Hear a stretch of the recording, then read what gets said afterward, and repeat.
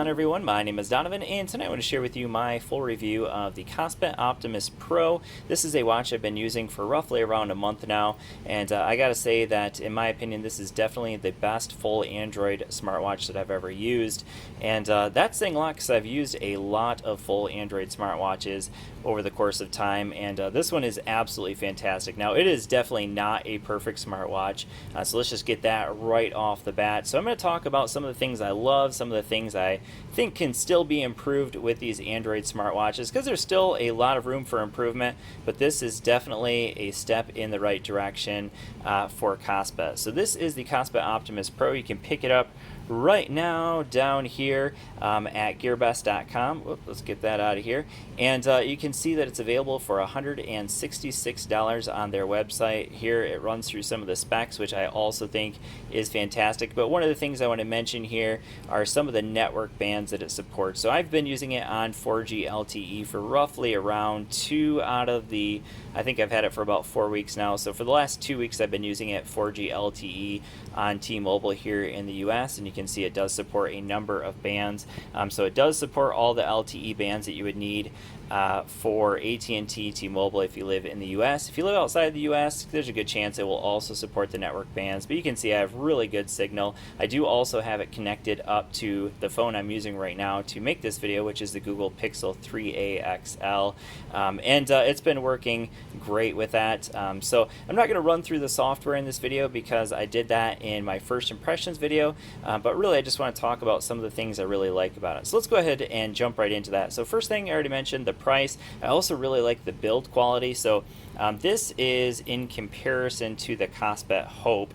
So this is like a sibling of and maybe the predecessor to this watch. So the Kospet Hope was kind of a breakthrough watch. It has 3 gigs of RAM, 32 gigs of internal storage, but the thing I didn't really like about this watch is just how big and bulky it is. And there's not a huge difference, but there's definitely a difference that's noticeable when you're wearing it, because this one is definitely significantly lighter. It also is not nearly as big as the Kospet Hope here, and just a different design. I think they've done a great job in trying to maybe not make it quite so bulky. So here it is in comparison to my TicWatch Pro. You can see it's actually very similar in size to the TicWatch Pro. So this is a Wear OS device, and the reason I bring this one up is because this one kind of has a similar function as this watch over here. So this one has a dual display.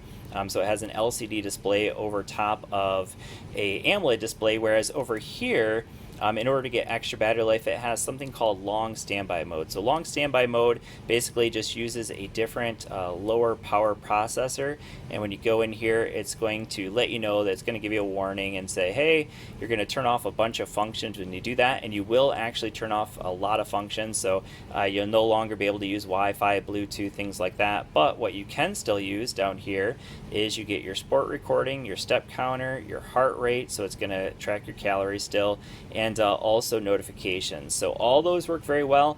The notifications is definitely the weakest part of that. It's also, of course, going to show you your time and date and things like that. But it shows you all that on an AMOLED display, versus over here, it's showing you on a different display. On this LCD display, it's showing you all that information.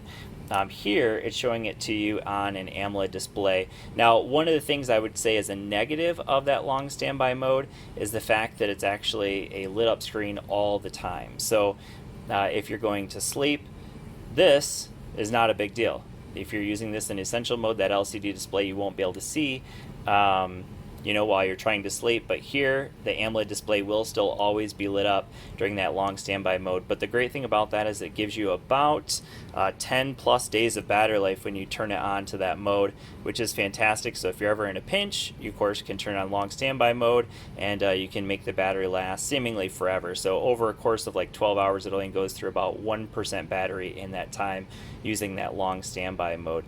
So as you can see, there's a ton of apps available here. So it does have the full Google Play Store app. So we can go in here, and you can see it's actually kind of making it in a square mode. So if I want to change that and make it back into the circle watch face, I can click here, and now it's back into the square watch face. So another thing I really like about this versus something like a Wear OS device is there's actually a lot more apps available here. Now, not every app is compatible, so you can see, like, for instance, if I want to listen to music over here on my TicWatch, I basically have to use Google Play Music, or I have to download music to the watch. Over here, I can use whatever streaming service I want. So I can use Apple Music because it has basically the full version of Apple Music, and I'll go ahead and show you what I've been using. So I've been using both Spotify and Google Play Music on this watch, but of course, you can listen to some music on YouTube, and yeah, there's just a ton of things available here. If you want to track your workouts, so somebody asked me if Endomondo works. Yes, Endomondo works. Also Strava, but not every app is compatible. So, for instance, someone asked me if you can play Asphalt 8 on this watch, which I think would probably be pretty difficult on such a small display here. And that app is actually not compatible. So when you go to look up certain apps, you will see that not every single app is going to be compatible here. So if we want to actually do the search, I have to go back to square mode, and then you can go up here and we can switch it. Oh, so it already had Endomondo as an option there. But let's go ahead and attempt to look up Asphalt 8 here. And by the way, it is actually a whole lot easier to do this on a different watch. But notice, even when I look up Asphalt, typically Asphalt 8 would automatically pop up as the first option. But see that it's not an option. That's because, again, not every single app is going to be compatible. So a lot of people are asking me about gaming on this watch. You can definitely play some games. So I have a few loaded up here.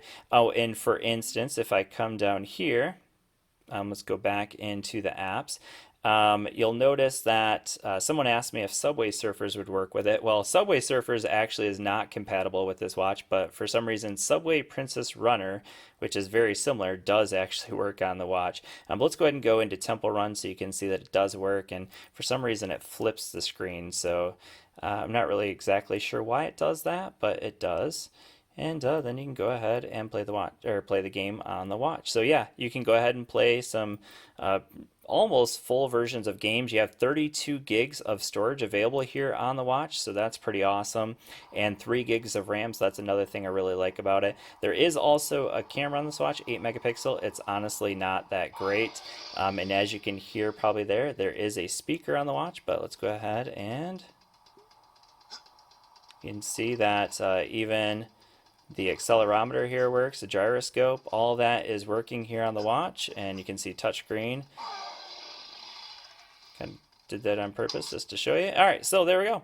So, and then if I flip it back over, this is my back button and home button. So we'll go ahead and hit back, and it'll take us back into that. And let's get out of all that and just hit home.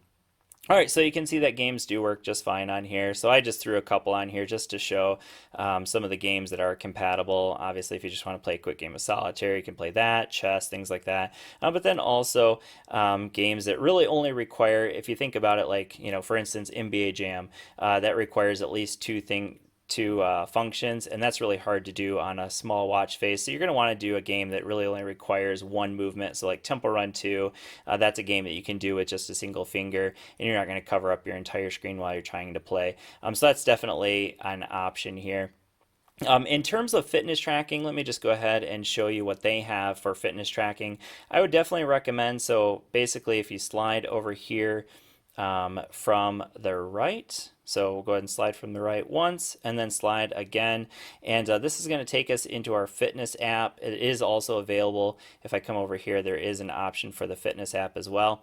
But here is one of the options. So we'll go into outdoor run.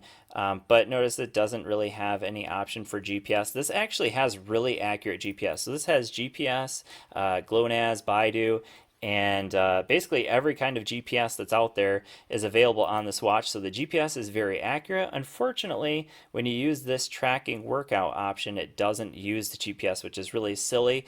So what I would recommend is using some of those apps that I mentioned already, like Strava, Endomondo, if you want to track your workouts, because those work a whole lot better. Also, Google Maps works very well on this watch because, like I said, the GPS is very accurate. In terms of battery life, that's another question that a lot of people have asked me about. Battery life on this watch has been honestly quite good. About If you're using it, obviously not on the long standby mode, because again, that's going to give you about 10 days of battery life. But if you use it on just regular function, so you can see I'm using it with Bluetooth on, I'm connected up to the phone that I'm using right now, 4G LTE.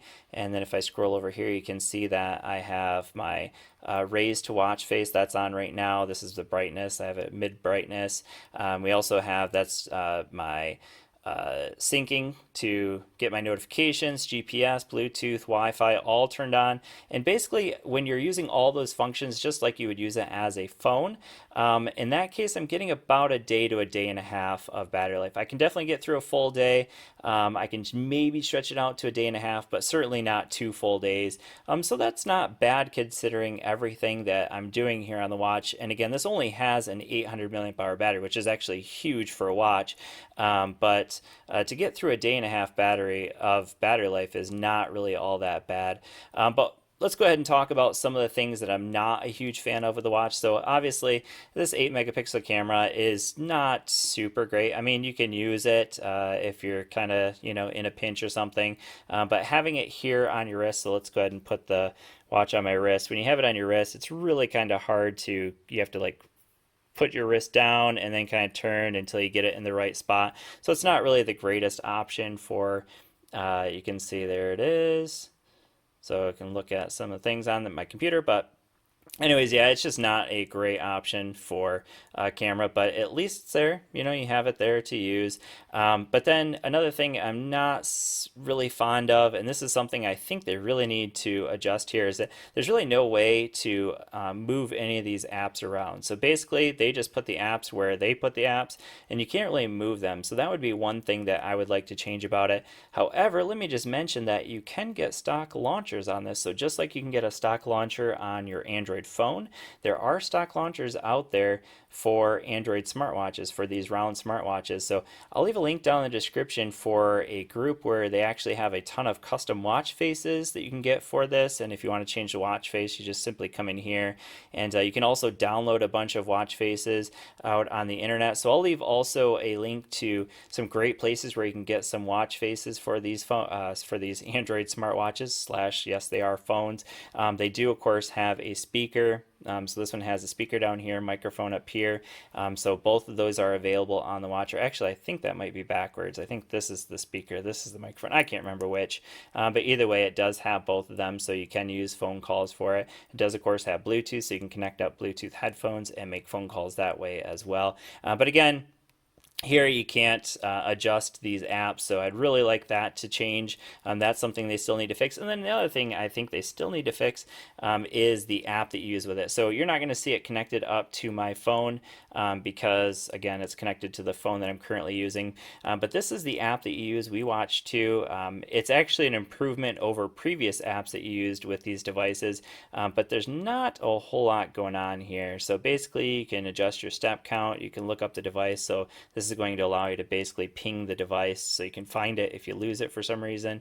You can use it as an auxiliary input, so you can actually like type on your phone what you want to put. As you can see, it's a little bit hard to type on that small QWERTY keyboard on the watch. So you can send files to the watch, so if you want to send some music to it or maybe send some pictures or something like that, you can do that as well.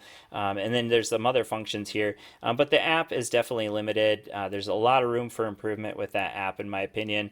So hopefully, someday they will come up with some better options for the app, and here, it's going to give you your health information, but again, it's pretty limited. And then it's going to tell you your battery, and that's how you're going to connect it up as well. But other than that, it's honestly been a great smartwatch. So it's still limited, obviously. These Android smartwatches, they keep getting better and better, and I think one of the things that makes this one better is the fact that we now have that long standby mode. We have, just obviously some apps are still not super compatible, and you have to adjust going back and forth between the square mode and the circle mode when you're in certain apps. So for instance, let me give you an example here. When I go into Strava, for instance, let's get out of there, and we'll go down to Strava.